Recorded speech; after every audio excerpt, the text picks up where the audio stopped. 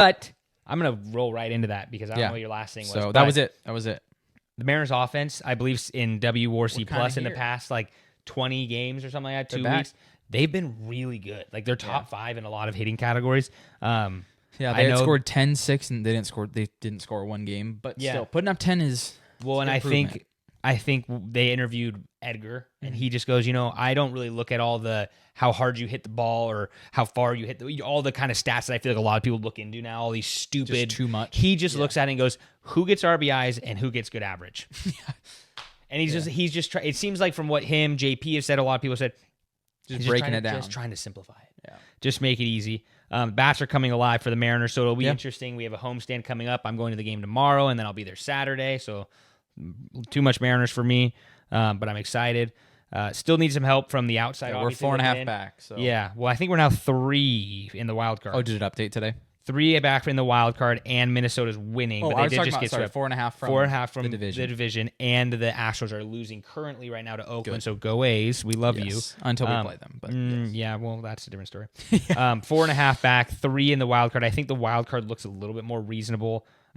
Obviously, we still are tied with Boston, and then Detroit are in front of us. Yeah, but the Twins have been kind of falling down a little bit. They are winning right now. But so anyway, we need some help. But all the Mariners have to do is win. Yep. That's the biggest thing. Obviously, we do have that huge series coming up with Houston. 3 games could be massive. And then I'm curious on your take. I'm going to kind of just rant for a second, but then I'll get the question at the end. Sure. At the end of this year, there's a lot of trades possibly going in. Obviously, Castillo has just hit the IL for 15 roughly days. 10 to 15 days is what it looks like. He'll probably miss starts. 2 out of 3 starts, maybe even his third.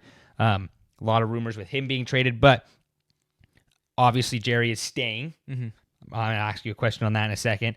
You look at this. This is what I just kind of was looking up over in stats and contracts-wise. This offseason is going to be weird. So you have these are free agent / arbitration. I'll go through them. Sure. Justin Turner's a free agent. Randy Arozarena is a free agent with arbitration. Gilbert has ARB. Urias ARB, Rojas ARB, Santos pre-ARB, Kirby's arbitration, Cal's arbitration, Rayleigh is pre-arbitration, Wu, Miller pre-ARB, and Snyder are pre-ARB. I didn't look up, I know I'm missing a couple, Brash and Munoz and some of those guys. Didn't look them up. But so anyway, you're bringing back Jerry for at least one more year. I think ownership likes him because they've been able to build a good team with the budget of whatever $130 million that we seem to only have. Is that the right decision? It's tough. I mean, where can you go and, quite honestly, not do well for 10 years and still keep your job? That's from the outside perspective. So looking in. That was going to be my other question is, do you think he's been successful? Because I look at it, and I'll give you my idea first. I think he's been successful. I think the fact that you broke the streak, and I'm one of the more pessimist people in the world that looks at it and goes, no, I want a ring. And I still do. I want a ring. That's all that is. I don't care about playoff banners. They mean nothing. You could burn down the 116 win banner. It literally means nothing. Yeah. Nothing. I want to win. I want the Cougs to win. I want Liverpool to win. I want the Mariners to win. I want the Seahawks to win. I want the Storm to win. I want certain teams to win. Yeah. That's all that matters. But do I think Jerry has been extremely successful in the budget he has? Because I think everyone says this, if you gave him the Mets or the Phillies budget, he would probably build a much better team than their GMs. I think he can do a better job. But I have some, I think it's smart to stay with him because I think he's going to make the best bang for your buck. Yeah. But I also hate it because I know that means that we're going to have to make the best bang for our buck instead of being like, we're going to go into new ownership and really just kind of expand and go for it. So what I will say about you saying that if he went to the Phillies, he'd be good. Before he came to the Mariners, he was with the Angels. Who didn't pay him a lot of money. The thing is he went out and signed Pujols. He signed Josh Hamilton. He was not a part of the Rendon trade. No. Rendon. I extended Weaver and Trout. I don't know if he signed Trout. He could have. He signed and then Trout I know first year. that they had another pitcher that I'm just blanking on right now. But he did have money and he spent it. But they were not good. Sure, and because he was. It was. Oh gosh, I'm gonna find that name now. No, I don't think that him having more money is gonna change that because you're still gonna have guys like signing Josh Hamilton where it doesn't work out.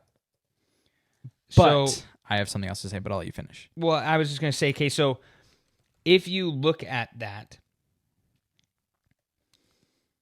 CJ Wilson. You look at, that's a good one. If you look at that and to me, if you were to, again, and I get it, it did not work out. Just like this season did not work out. But you went into this season going, this is a good team. Mitch Garver's a great pickup. Yeah. Santos is an amazing trade. Blah, blah, blah, blah. These are great moves. Well, yeah, I have another opinion. And I'm with you on that. Everyone wanted Anthony Rendon. There was the Mariners wanted him. And if the Mariners had, I don't know who their GM was at the time. It might have been still, I could picture when we him. signed Rendon, it was still the Poto. Or when the Angels signed Rendon. Yeah, but I'm saying is if the Mariners signed him with a different GM and he was a superstar here, we would look, oh my gosh, it's the best thing ever. But if he was terrible here, then that's just the way it goes. Yeah. Josh Hamilton had I feel really bad for him because he had so many off the field issues. Yeah. But again, everyone wanted him. Oh yeah. Everyone wanted him. Jared Weaver, I believe is who you're talking about. I don't think he was a bad signing. No, they did fine. The pitchers were good. He was fine. The Pujols signing was Pujols was fine too. Great. I think Pujols was fine. The years you got out of him were fine. Obviously, he was just overpaid for what the production that he got. Yeah, and I think that everyone looks at it as here's the 38 through 42 years of Albert Pujols playing, and you just go, gosh, he's so bad. That's anybody in their last couple of years. Yeah, but that's what I mean. And so, but otherwise, again, the fact that he was able to bring these people in, yes, did he maybe overpay them? Sure, but again, the Yankees probably would have matched the Pujols deal. The Yankees probably would have matched the Rendon. Like these deals were not just because Jerry, like anyone would have taken them. I think that there's a benefit to obviously having less money is that he actually really has to work. And I think to me personally, he's done a very good job. But now you have to look at it and go, okay, how many, what I 1, 2, 3, 4, 5, 6, 7, 8, 9, 10, 11 players that are either arbitration or pre-arbitration, either 11 or 12. You have to start spending money. Like the team, he's built this. Keep this together. Keep this. This core. What I would say about Jerry Dipoto has been, like you said, with what he's been given, he has done really well. Mm-hmm. But the problem is he hasn't been able to find that player to make a difference. That's what sucks, is because he's brought in a lot of good people, like Mitch Haniger. He's been good for whatever. When we first had him, Gene Segura was good, but we haven't found that X factor. That player has not been found. He's brought in a lot of good talent, but more often than not, that talent hasn't done well. You look at Ty France just for a recent example. Obviously, he was good 1 year with us and decent other than that, but now he's gone to the Reds and he's a solid starting first baseman. Yeah, and that's interesting. So what is happening within the Mariners? Yeah. Is it the players we're bringing in? I don't know. Or is it just the culture that we don't have in the clubhouse? Yeah. So maybe it's not Jerry's fault. It could be his fault. I don't know. But for some reason, players aren't living up to the potential that they should be. Yeah. Because when you bring in Mitch Garver, I like that. He's a solid veteran catcher. He's been a proven hitter. World Series that should work. Yeah. That should be okay. But for some reason, he's hitting 170 and having the worst statistical year of his career. Yeah. He's just not there. I'm with you. So what's going on? I personally don't think it's Jerry Dipoto because he's brought in a lot of talented people. But maybe it is. Maybe he's not looking at the right stats. Maybe he's not looking at the right people. I don't know. I think that could be a good thing because he is such a stat guy. So where it's like sometimes I look at it and I go, just give the money to Juan Soto. That's what He's just a good player, and you just know he is. Now, do I think there's other things like people have talked about the batter eye? A lot of multiple players have now brought up the fact that it is angled, and that does screw up the pitch coming. Okay, Mariners, fix it. It's not that hard. Like if you got if you were literally a middle average team hitting wise, half a run. You know how much impact that makes? If you literally were an average hitting team this year, you would be 10 games in front of the Astros. Still, you would have clinched the division by now. We would be playoff bound. We probably would be closer to 100 wins than we are. We're 500. I agree with you. And I love that you brought up that you don't maybe think it's fully Jerry, because I think the reason was the person we got rid of. And I think it was Scott Service. I think Scott Service had no fire in him. I thought in his interviews a lot of time was, it's early to get That's the all game. He ever it's said. Early. We got to figure it out. I wish I could remember a quote I wrote down a couple weeks ago. He had one where he literally says, it's early in the season, we'll come back. And now you're looking at it going, hey, Scott. Those 3 or 4 wins, huge. That 1 week we had a bad week. It's early. Well, now it's not early, and those games would have mean something if you would have played the right players and put them in. I think it was Scott Service. Do I think Dan Wilson's the answer? Probably not. But I love the fact that you already are seeing players come out going, we love Edgar Martinez. Yeah. This guy is changed hitting. We've already went, like we said, from the worst in baseball, basically hitting statistically, probably besides the White Sox. I don't know that. That's not even Yeah. But now, like, based off WRC Plus, I believe we're fourth. Something like Like, that. we've just exploded, and you can't look at it and go, oh, yeah, Jerry, you did such a good job. Yes, did Jerry make the move? Sure, but he's not the one coaching the team. He's not the one teaching them how to hit. Edgar Martinez is going up there and saying, guys, freaking hit the baseball. just swing the bat. You don't need to hit a home run. I love that because I think there is a little bit more old school mentality with Edgar where it's like, hey, the 97, 95 double, I didn't need to hit a home run. I just needed to hit a double. Junior's fast enough to get around the bases. Boom. Yeah. That's all you need. To me, it's interesting because I don't feel like a lot of these, like, and I love the fact that like people I see on Twitter, why are we doing small ball? Why did we button that? I love it. Small change ball. it up because clearly we haven't been whatever we're doing is not working, different. So we're changing it up. Just try whatever because just play baseball. Use a sacrifice bunt, use a suicide squeeze. You hardly see them anymore because people have gone so deep into stats going, oh my gosh, if you try to hit the home run, it's way better than trying to bunt it down the third base line. No, get your butt on first base and then because then that changes the whole defense. Make people make plays. I understand that. Like I understand the statistics that are a home run is better or higher odds or more likely to score a run. Yeah. Duh, it's a home run. But if you get a runner on first base, they tell you that now I'm just speaking off my head because this is just me thinking, and I probably am wrong. You look at the fact that, hey, we have a runner on first. The likelihood of him getting all the way to home is probably pretty low. Yeah. But I don't think they look at, hey, there's a runner on first. The whole defense has to now adjust somehow. Mm-hmm. Whether it's obvious like the shift is gone, but you have, you put two shades now. You took two guys right here in the middle. When there's a batter up, he comes right behind second base or whatever. Now that guy has to stay in the shortstop hole because it's a left-handed hitter or a right-handed hitter or whatever's coming up.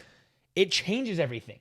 Small ball it. Stop trying to go to these statistics where it's like I always say with Kyle Seager, just bunt the third base line, my dog.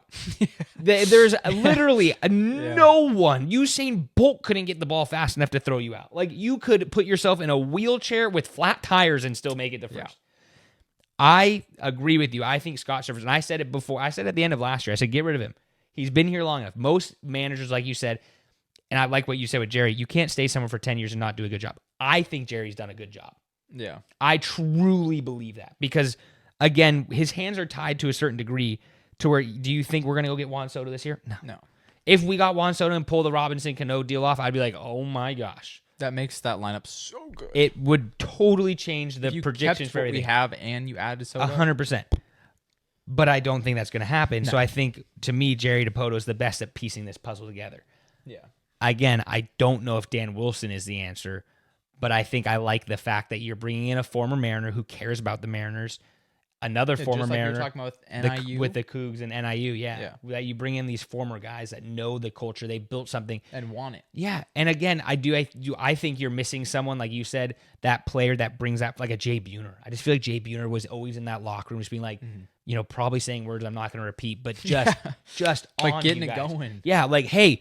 We're down 2 in the bottom of the ninth. We're not out of this, guys. Keep it up. Come on, positive. Think good. Like that does help. Like there is a mental side to any type of game. Like Yogi Berra said, baseball is 90% half mental. 90% of baseball is half mental. I was gonna say 90% of half mental. It doesn't work. Good try though. You still got to think about it. I still am trying to get over the fact that you have a Tim Tebow Jets jersey. It's great. But I just think you had a culture with all these guys, and I feel like that's why a lot of the guys ended up leaving too. Mm-hmm. Is like A-Rod looked at it and just was like, there's maybe a part of him that just goes, I know we're not going to win here. If we can't win in 97, 98, 99, why would I? Yeah. Why did Junior leave? It was for family. No, he knew he couldn't win here.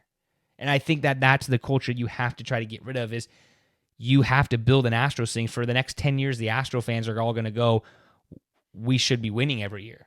Even though once Altuve and all these guys retire, the team's probably not going to be very. That's kind of how that's what it works. Unless you're like the Yankees or the Dodgers who just buy a new team every year. Yeah. So I find it interesting. Obviously, I think the offseason is going to be really weird.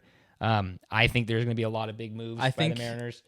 Money-wise, they have to move Castillo. I don't necessarily want them to. Well, he's not on a bad deal. That's the thing. Like with the production you're getting out of him, anyone will take him, but you have to package him with a Garver or Haniger. You got to get rid of one of those. You have to get rid of Cap. You got rid of one of those. He's making like 20-ish million, which for him is worth. That's what I'm saying. He's it. amazing contract, but you get rid of a $12-15 million whatever for because you're gonna add. I mean, at least 20 to 30 million with all these players. Yeah, in addition to what they're making now. You have to, because I mean, and of course, Gilbert's gonna get 15. Yeah, Kirby's gonna get 15. I mean, Kirby, I think will be a little lower. I mean, just but yeah, so you have Cal so, Raleigh and Rayleigh and Wu and Miller are all pre. They're not going to be getting incredible money, but it's like they're going to make more than they're making now. Though. They That's have the problem. And they've all. And the problem is, you look at it and you're like, oh, these guys have been good. Yeah, good means money. Yeah, unfortunately, that's how it works. When you're good at your job, you get raises. So I don't know. Again, we're 3 games out in the wild card, 4.5 of the division. I'm not going to get myself on the bandwagon. I'm not there yet. I'm always on the bandwagon. I'm watching it close enough to know what's going on, but I will not sit there and go, we have a chance. I'm so over it. If our offense continues what we've been doing, I would be a lot more like apt to say 100%. Let's do it. It's just hard for me to. I mean, it's same story, different day type of thing. And I just look at it and I'm like, I love the Mariners. I want them to be successful. I would trade pretty much anything, probably besides a Coug National Championship for a World Series out here. But there just has to be at some point in the year. Like I was telling my friend at work today, my coworker, I was like, I haven't even like watched a game in a while because I feel like I've already just given up. Like I just know the Mariners well enough. So it'll be interesting. They're still in it. They definitely have a chance. Oh yeah. But like I said, you have to have some things happen. You have to have the Astros have to lose, the Twins have to lose, Detroit has to lose, Boston has to lose. Like there's a lot going on. And all I can tell you, but the Mariners. That's all we can do. And if you can't win, then you're already done. You don't even deserve a shot. So anyway, yeah. Thanks for listening to the Kinda Athletic podcast. Please like and subscribe to all our social media platforms and make sure to come back next week to hear more from the Kinda Athletic podcast.